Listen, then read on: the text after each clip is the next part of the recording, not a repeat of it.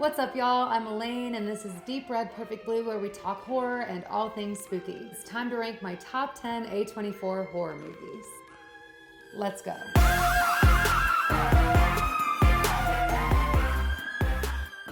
Gotta give an honorable mention to The Lighthouse. I love this movie. It's a mythical descent into madness about these two lighthouse keepers who go crazy and get rip-roaring drunk. It's basically a retelling of Prometheus with a lot of bodily fluids and gorgeous cinematography. So the reason this gets an honorable mention is I have a hard time accepting it as an actual horror film. Cinematography is gorgeous and haunting, not to mention the two very disturbing performances from Willem Dafoe and Robert Pattinson. But I think specifically through the lens of horror, I don't have as much of an affinity for this film as I do some of the other ones coming up on this list. So kicking off the actual list at number 10 is Saint Maud. Saint Maud is a psychological horror film about a pious young nurse who becomes dangerously fixated on saving the soul of her patient. It features a tour de force performance from actress Morfydd Clark and one of the most disturbing endings ever. At number 9, Green Room. Green Room is a very intense action horror film about these punk rockers who get trapped at a secluded venue and relentlessly pursued by neo-Nazis as they try to escape. This film is a brutal watch. It really makes you feel like you're right there in the middle of the action. At number 8, I've got X. What can I say about X? It's sleazy, it's retro, it's fun, it's a campy slasher, and it kicked off one of the great modern horror trilogies. Plus, I just love Mia Goth.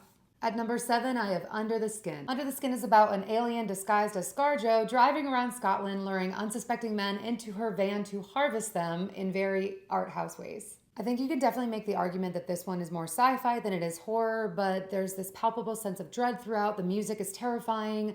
Overall, I think it's a very unnerving film, and there are some scenes in this that are highly disturbing. It's very slow, so it's not going to be for everybody, but it's very poignant, and I think it's a masterpiece. At number 6, I have Pearl. I'm a really big fan of the good for her horror subgenre. I love all the classical Hollywood influences here. Mia Goth gives an incredible performance. It's heartbreaking, it's sad, it's funny, it's terrifying. I mean, that monologue is an all-timer, and I think about the final shot of this film probably once a week. I actually rewatched The Witch this past week to confirm, and yep, it's still scary as absolute fuck. This one's about a family who is isolated in the woods in New England in the 1630s, and there is some freaky shit out there in those woods. This movie is full of nightmare fuel, and what makes it so scary for me is the way that this family's devout faith tears them apart in tandem with the forces of evil in the woods around them, and then is ultimately no match for the evil in the end. It's just really harrowing. So Heretic obviously is a recent watch for me. It's the movie that inspired me to make this list because it shook up my whole top 10. This is about two LDS missionaries who knock on the door of Mr. Reed and find themselves trapped in a game of theological wits. I would say it's my favorite religious horror movie to come out in a very long time. It's cerebral, it's tightly scripted, it's well acted. It's one of those films where every tiny detail matters. Everything has a pretty satisfying arc,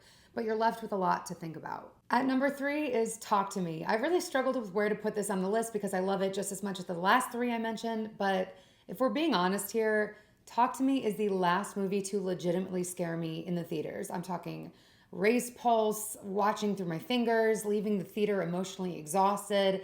This film really got me. And while I'm generally happy about the state of modern horror, I will say we do not get enough supernatural horror like Talk to Me. At number 2, I've got Midmar. One of the things I find most impressive about Midmar is that the vast majority of events take place during broad daylight. The psychedelia, it captures the essence of a bad trip, so few movies can. It's a mix of grief horror, folk horror, psychological horror. It feels like it exists on another plane, but it's also inescapable. You are right there trapped in the middle of Sweden with them. So yep, here it is. At number 1, I have Hereditary. One of the things that's so astounding about Hereditary is the level of detail. It draws on so many sources of fear, the mounting paranoia, the familiar made strange, universal fears like loss and death, weird Freudian shit, devil shit, occult shit, shocking violence, grief horror, psychological horror. It has it all. I know there are people out there who do not like this movie, it wouldn't even make their top 10 period. But for me, Hereditary is one of the greatest horror films of our time.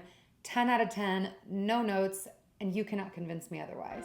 Once again, I'm Elaine with Deep Red Perfect Blue. This is my very first YouTube video. Give me a like, subscribe, let me know what you all thought of my list, and if you feel so inspired, go make one of your own.